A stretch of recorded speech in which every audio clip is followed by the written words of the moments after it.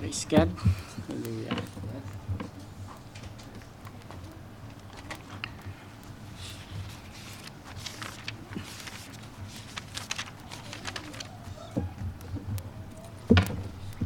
Good morning sa ating Diyos na buhay at good morning sa inyo mga kapatid. Bago po tayo po mga kapatid, dumalangin muna tayo sa ating Diyos na buhay at humingi tayo ng paggabay. Praise God. Hallelujah Lord God. Hallelujah. Dakilang Diyos. Diyos amang makapangyarihan sa lahat.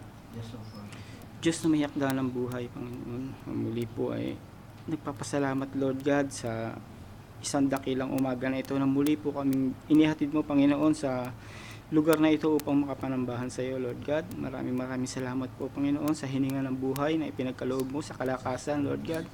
Muli po kami amang nagpapakumbaba sa iyong harapan Lord God at humihingi ng kalinisan ng puso, ng isip Panginoon sa mga nagagawa mga pagkakamali Panginoon, sa mga araw na nakikisalamuha sa mundo Lord God. Kung minsan is hindi po talaga maalis yung nagkakaroon ng mga kaunting mga pagkaligaw Lord God. Panginoon, humihingi po kami ng kapatawaran Lord God sa mga pagkakataong ganon Lord God. Wala po kami magagawa sa aming mga buhay Panginoon kung wala ka po sa amin Panginoon. Patuloy po kaming humihingi sa iyo Ama ng patuloy na pagpatnubay mo Lord God sa lahat ng aming mga gagawin. Na lagi po Ama ang mga aktibidad na aming mga paggagawin is lagi yung nakakalugod lamang sa iyong kalooban Panginoon. Muli po Panginoon na nagpapasalamat po ako sa pribilehiyong ito na muling makatayo sa likod ng pulpito. Humihingi po ako sa iyo Panginoon ng karunungan dahil sapagkat Panginoon wala po akong alam sa mga bagay na ito Lord God. Ikaw po Panginoon ang magkaloob ng mga salita na aking sasalitain Lord God. Patuloy lang po akong umaasa Panginoon sa iyong banal na kalooban Lord God. Nagpapagamit sa iyong gawain Lord. Maraming salamat po. Patuloy po na idinadalangin ko sa iyo Panginoon ang buong gawain na ito Lord God. Ang mga gagamitin mo pang kalalakihan Lord, patuloy mo pong i-bless. I-bless mo po ang buong bahay-sambahang ito Panginoon, ang aming mga mahal sa buhay Lord God. Salamat po Ama, patuloy po na ikaw po ang gumabay sa bawat isa. Wala po kaming maibalik sa iyo Lord God kundi ang dakilang pasasalamat, pagpuri at pagluwalhati. Ito po ang mga pagsamot dalangin namin sa iyo. In Jesus Christ's name our Lord. Amen.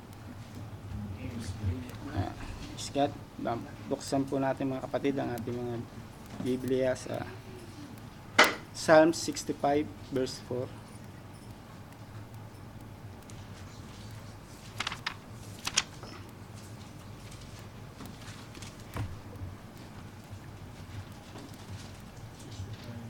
Verse 4 po.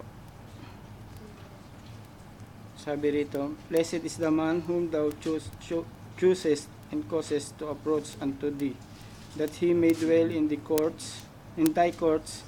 We shall be satisfied with the goodness of thy house, even of thy holy temple. Praise God. Pwede na po tayo makapo mga kapatid. Ang Diyos ang magpala ng kanyang mga banal na salita.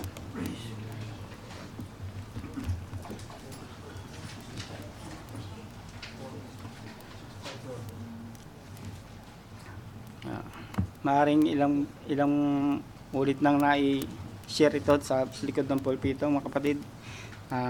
Pero hindi naman po nakakasawa ang ng Panginoon, ang mga banal na salita ng Diyos. Patuloy lang naman tayo nag-aaralan. Pamagat po ng hango po ito sa mensahe ng ating propeta na the approach to God.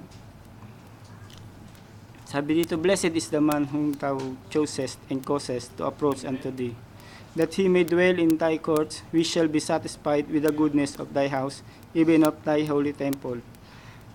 Mapalad ang tao na iyong pinipili at pinalalapit mo sa iyo, upang siya ay makatahan sa iyong mga looban. Kami ay mga sisiyahan sa kabutihan ng iyong bahay, ng iyong banal na templo. Praise God.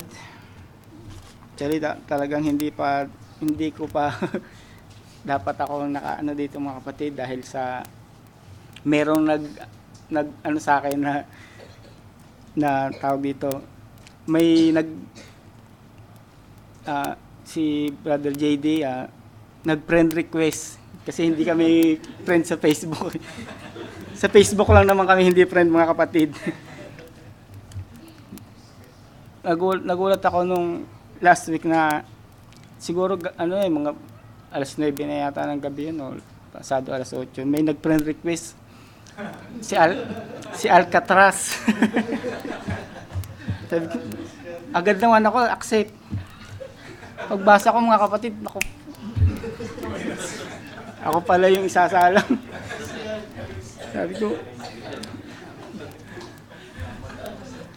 Sabi ko nga, kung alam ko lang. Well, pero mga kapatid, nakakagalak yung ano ng ating kapatid na kahit wala siya dito, pero yung kanyang desire na hindi ma-compromise yung gawain. Nandun pa rin sa kanya kahit na kung tutusin, nasa Pilipinas siya, pwedeng hindi niya naalalahanin kasi meron namang mga mangangasiwa naman. Pero nandun pa rin yung desire ng puso niya na hindi pwedeng mabakante yung kanyang slot at baka mamaya walang pumalit sa kanya. Kaya walang patumangga na tinanggap naman natin yung dahil kalooban ng Diyos to blessings to galing sa Diyos kaya hindi natin pwedeng tanggihan, sabi dito, God has a way of approach and there's a way to approach all things. And there's a way to approach God. And if we don't know the approach to God, we'll never be able to get an audience with God. Yan sabi nga, maraming klase ng pakikipag-approach sa mga tao. Sabi nga, sa isang hari, kung paano mo siya i-approach, hindi ganong kasimple, hindi ganong kadali. Talagang medyo marami kang pagdadaanan. Gaya na lang sa mga kapatid, 'di ba, sa ating sa Pilipinas ngayon, sa ating president-elect. Sa isang presidente, hindi ka naman basta makakalapit Hindi mo siya basta pwedeng naka-audience, lalapitan mo siya at kakamaya mo kung ano man naman gagawin mo. Pero dahil talaga napakahigpit ng seguridad, hindi basta-basta. Yung approach na gagawin mo is hindi ganun kasimple. Nga lang medyo iba yung ating ngayon naging presidente natin ng Pilipinas ngayon kasi halos ayaw niya nang may nakabantay sa kanya. Kaya siguro medyo talagang iba pa rin yung magiging sistema kasi ayaw niya nga nung may mga bumubuntot sa kanya. Sabi niya nga iniiwanan niya yung mga tutulog-tulog na gwardiya niya Pero ganun pa man, mahigpit pa rin ang nagiging seguridad ng mga kanyang mga magiging security sa isang. So, andun yung kung paano mo siya mai-approach sa kaparaanan na naiisip mo. Gaya ng sa isang yung mga binata, dalaga, kung paano mo i-approach ang isang dalaga sa pamamaraan na naiisip mo. Maraming pamamaraan pwedeng medyo yung malumanay o yung respeto. Gaya nga ng mga, alam niyo naman, hindi maligid sa inyo na meron akong 2 anak na dalaga. Meron na rin mga mga umaaligid mga kapatid. hindi ko naman dahil unang-una yung approach nila sa akin is hindi naman para bastusin ko sila. Yung approach ng mga umaaligid mga kapatid kasi sinasabi ko nga sa inyo, nag-friend request din sa akin yung mga kanyang mga kaya ginusto ko na rin naman na i-accept kasi para makilala ko rin naman. Para hindi naman ako yung nanguhula lang ng kung sino lang yung kanilang mga, yung approach nila mga kapatid is talagang andun yung paggalang, nandun yung, kumbaga is, parang yung pag-aamo, ganun. Parang ang napakaraming mga kinain mga upo dahil yung sa kanila mga message is puro po. Sabi ko, mahilig magsikain ng upo tong mga batang to. Sabi nga meron, maraming klase ng approach. Depende sa nagiging reaksyon ng isang tao kung paano mo siya i-approach. Sabi nga ng ating propeta, sa isang korte, ibinigay niya halimbawa, hindi ka pwedeng basta lang sa isang korte na lalapitan mo yung judge na kukumprontahin mo siya sa, baka ikukulong ka kasi mataas na ano yun tapos basta mo lang siya lalapitan at makikipagkomprontahan ka sa kanya. Kaya there's a way kung paano mo siya i-approach ng i-ano mo yung kanyang kalooban. And we must find a way to approach to the great divine judge, God Himself. Yun yung kailangan ng pinaka mainam na approach na magagawa natin kung paano natin may approach yung ating divine judge na sinasabi ng ating Panginoon. Sabi ng ating propeta, when man sinned back on the beginning in the Garden of Eden, he separated himself and severed himself from all approach to God, his very lifeline. He was separated from his Maker with no way at all of ever seeing Him again. Because his sin, his unbelief, in trusting God had separated him. That's the only sin there, sin of unbelief. And the only reason today that we are not where we should be, it's because of our unbelief. Because it's the miracles and things isn't in the church as they should be because of unbelief separating us. Bigyan mo dahil sa nag-iisang pagkakamali na nagawa ng tao, kung bakit dinanas ng tao yung labis-labis na kahirapan, yung very lifeline na sinasabi is naputol yung relasyon sa Diyos.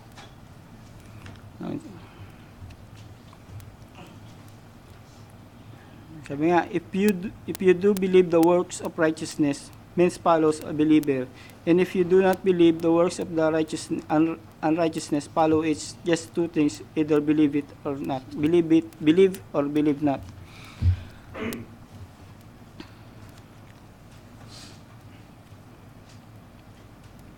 Biro mo isipin natin sa isang desisyon na nagawa ng tao, napakalaki nung naging damage, napakalaki nung naging sukli na dapat nating pagbayaran.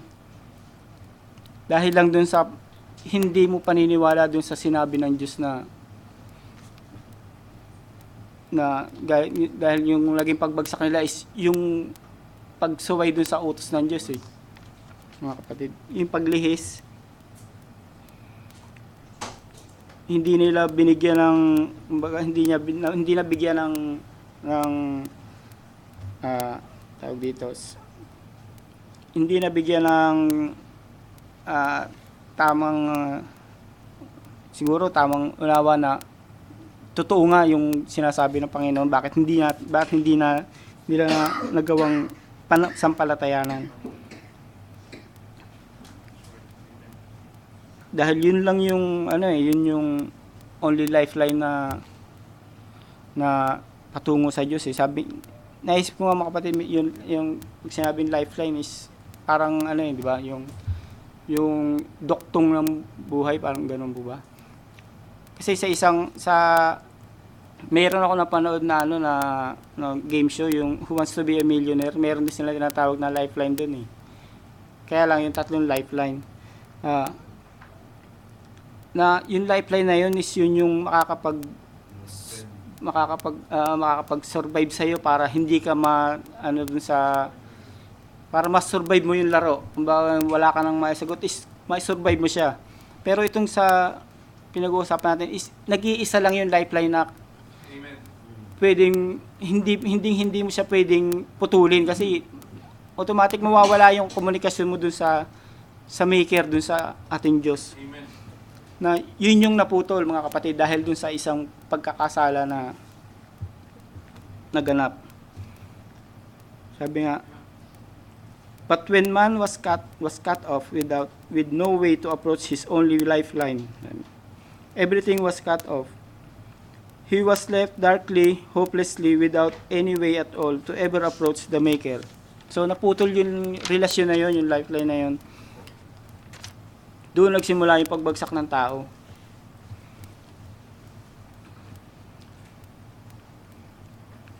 Nang dahil sa pagbagsak ng tao, dahil doon sa kawalang tiwala sa sinabi ng Diyos, sinasabi na dapat, sabi nga doon sa Genesis na, sa bunga ng punong kahoy na nasa gitna ng halamanan ay sinabi ng Diyos, huwag kayong kakain niya o huwag ninyong ihipuin, baka kayo'y mamatay.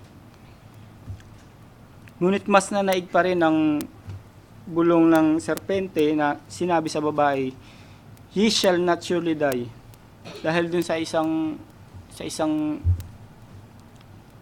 salita lang, no, yun yung ikinabagsak ng taong kapatid.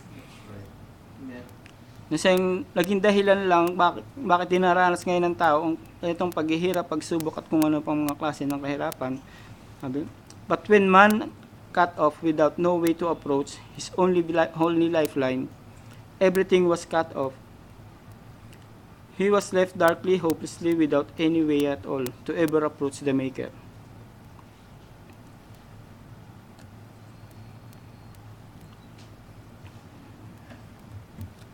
Praise God. Sabi natin propeta, when God come down hunting for the man, it's always God hunting the man, not the man hunting for God. Amen. That no man at any time or any age ever did within himself desire to serve God, never has been his natures against it. So yun naman, yun yung kadalasan na hindi naman tayo yung humahanap sa Diyos, di ba mga kapatid?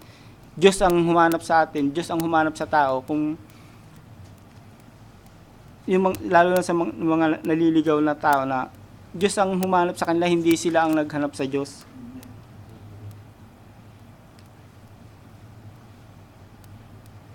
Kadalasan, pag tinanong mo isang tao, naniniwala ka ba sa Diyos? Oo, yun ang kadalasang isasagot sa iyo, oo, naniniwala ako. Naniniwala ako sa Diyos. Pero hanggang saan yung paniniwala na yun? Sa isip natin, oo, naniniwala ka, pero sa puso mo ba, hanggang nandun ba yung paniniwala mo sa Diyos? Sabi nga, kung tatanggapin mo ang Diyos tatanggapin mo ang Diyos hindi lang sa isip, kundi sa puso, mas makakapag-penetrate sa iyo kung ano yung kalooban ng Diyos, kung matatanggap mo yung kung ano yung nais ng Diyos na mangyari sa buhay mo.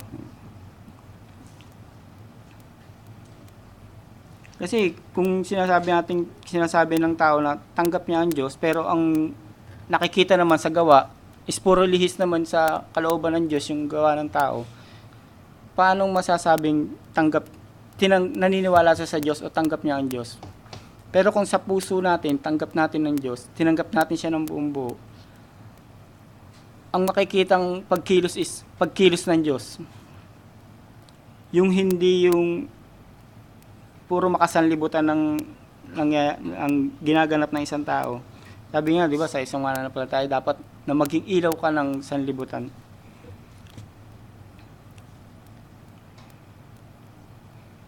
Kasi pagtanggap natin sa Diyos is tinanggap natin siya sa ating mga puso, converted ka sa panibagong creation, kumbaga. Babaguhin ka nito aalisin sa iyo lahat ng mga dati mong gawi, which is hindi naman tayo naging labas sa mga ganong bagay dahil dati rin naman na nandun tayo sa mga ganong kalalagayan na puro makasanlibutan lang yung ating mga nagiging gawi. Pero pag tinanggap mo siya ng bukal sa puso mo, tinanggap mo siya, hindi lang sa isip, sa puso, nandun yung babaguhin ka niya eh. Andun ang kapasidad ng Diyos kung paano kanya pakikilusin ayon sa kanyang kalooban. Aalisin niya lahat yun, mga bagay na dati mong nakagawian na hindi nakakalugod sa kanya. Magiging kaisa tayo sa katawan ng ating Panginoon. But man never seeks God. God seeks man. God, his nature is holy and high. The man in the fall is low and degraded. And a man without God is never. He's not mentally right. Pero mo kung wala sa atin ng Diyos, para tayong kumbaga, wala raw sa tamang pag-iisip, sabi ng ating prophet. Kung wala sa iyo ng Diyos, wala ka sa tamang pag-iisip. Kasi nga, puro mga bagay na makamundo yung iyong mga nagiging gawi. Sabi ng ating propeta, a man without God is no more than a brute.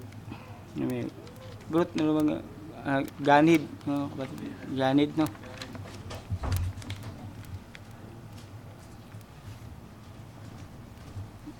Christ never makes you lose your mind. He gives you your mind. After you have lost it, it's the devil that makes you lose your mind. It's the demon.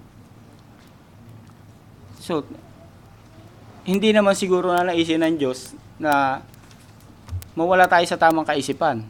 Dahil hindi kalooban ng Diyos yun. Walang ibang mag-i-intensyon na ang isang tao is maligaw ang kaisipan. Siguro, si Satan lang ang may pakana ng lahat ng mga ganong bagay. Sabi nga dun sa yung isang tagpo sa Biblia, yung baliw ba yun mga kapatid, yung nakasalubong ang Panginoong Hesus na agad-agad nagbago siya, yung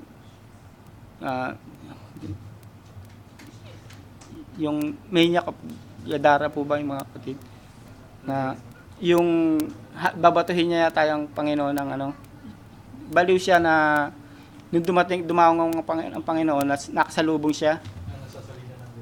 Ay, nasasaniba ng demonyo. Yung sa Gadara. Yun po. Kaya, biro mo, automatic, pagkaharap niya sa Panginoon, ang Panginoon ang umano sa kanya. So, ang Panginoon talaga ang nagbibigay ng tamang kaisipan sa tao, hindi ang kung sino pa. Pero mo isang lalaki na wala sa tamang pag-iisip, nakasalubong lang ang Panginoong Hesus biglang nabago, bumalik yung tamang katinoan.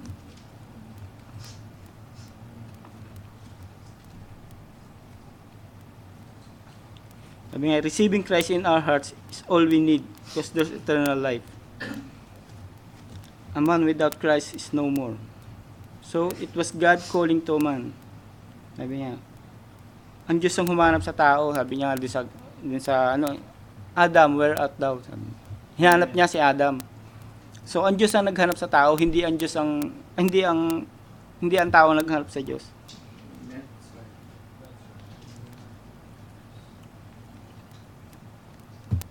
Sabi niya, back dun sa tagpong yun, kung saan bumagsak ang tao,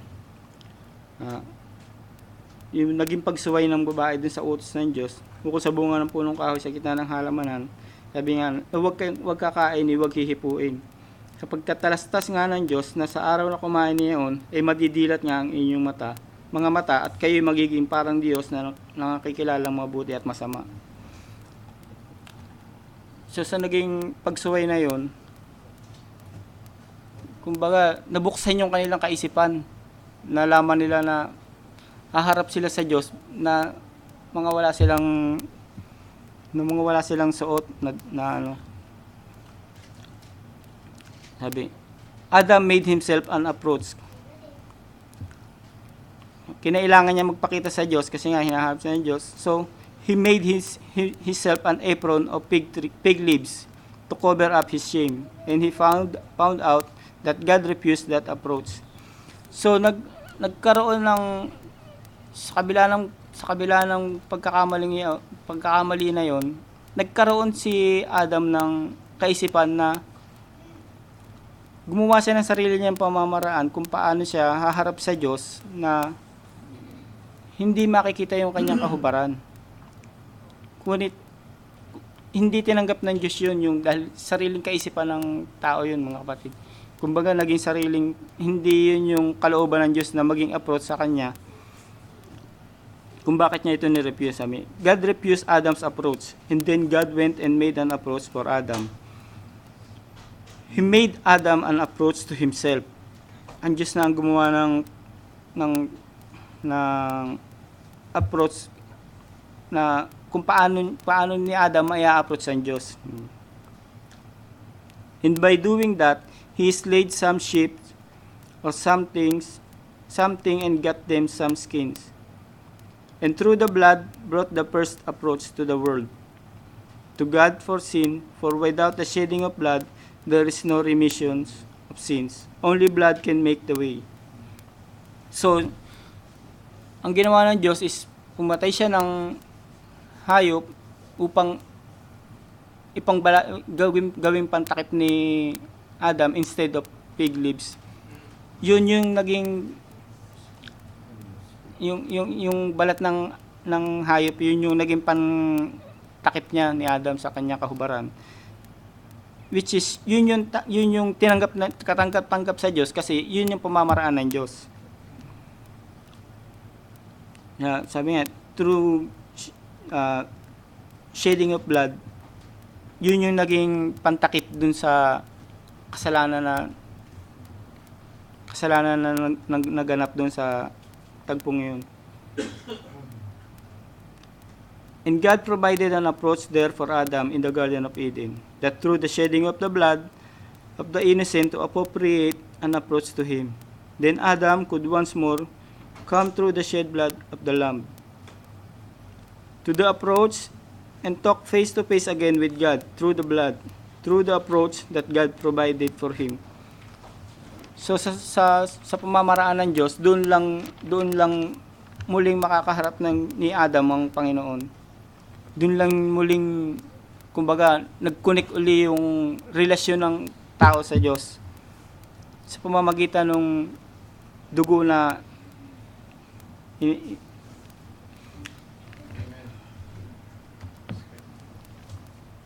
hindi naging madali para kay Adam ang muling makaharap sa Diyos dahil sa naging pagkakasala. Ginanap niya ito sa sarili niyang kaparaanan kung kaya't hindi ito katanggap-tanggap sa Diyos. Kaya't ang Diyos mismo ang gumawa ng tamang paraan upang muling makaharap si Adam sa Diyos. So hindi naging katanggap-tanggap yung pamamaraan ni Adam dahil pamamaraan ng tao yun.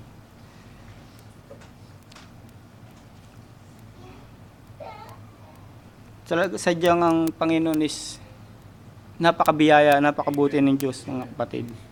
Sa kabila ng mga naging pagbagsak, pero hindi hinayaan ng Diyos na tuluyang bumagsak ang tao. Nandun pa rin yung kapamaraanan para muling bumalik sa Kanya, muling may pagkakataon na muling i-approach ang Panginoon. Hindi niya binigyan ng pagkakataon na dahil pinutol mo yan, hanggang diyan ka na lang.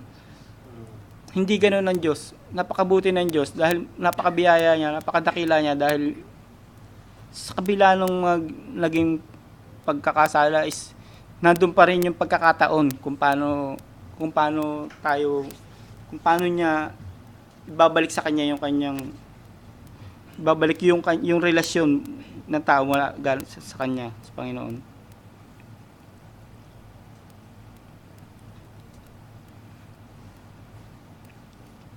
Ang Diyos ang laging hindi siya tumatalikod hindi niya tinalikuran ng tao, ang tao ang tumalikod sa kanya. sa pamamaraan na alam ng tao is hindi yun ang naging kalugod-lugod sa Diyos eh. Kaya ang Diyos pa rin ang kumilos sa mga bagay na hindi natin inaasahan na maaring yun yung kaparaanan ng Panginoon na dahil sa pagiging tao, gumawa tayo ng sarili natin pamamaraan para kung paano natin ilalapit yung sarili natin sa Kanya, pero hindi yun ang naging katanggap-tanggap sa Diyos. Meron siyang sariling pamamaraan. May isang karakter nga sa Bible, mga kapatid, si Job. Maging si Job. Si Job is isang tawag dito, sakdal yung sakdal na tao, yung walang bahid ng kasalanan. Sabi niya. Si Job, mayroong 7 anak, 10 anak, 7 yung lalaki, 3 yung babae. May kapamaraanan si Job kung paano niya i-approach ang Diyos through burnt offering, sabi niya. Yun yung naging pamamaraan ni Job kung paano niya, bawat isang anak niya, isang offering ang ginawa niya. Dahil sabi niya, marahil nagkasala ang aking mga anak. So ginagawa ni Job yung mga bagay na yun upang may approach ang Panginoon sa, sabi niya, marahil nagkasala, pero hindi man sila nagkakasala sa harap ni Job. Kumbaga ginanap na ni Job yung mga bagay na yun para, kumbaga tinatawag natin, pauna na natin yun para hindi ano tawag dito? Kumbaga is hindi man gumawa sa harapan natin ng kasalanan yung mga anak natin. Ako bilang magulang, parang gano'n na. Naisip ko na maaaring gumagawa sila ng kasalanan, kaya gagawin ko na ito para sa Diyos, para sa kaliligtas naman nila. Yun ang pamamaraan ni Job to approach God is by burnt offering. Sabi ng ating propeta. Now, that was God's first method of approach to himself for the people, through the shed blood. It has been from the day till this day the same thing. Through the shedding of blood brings the approach to God.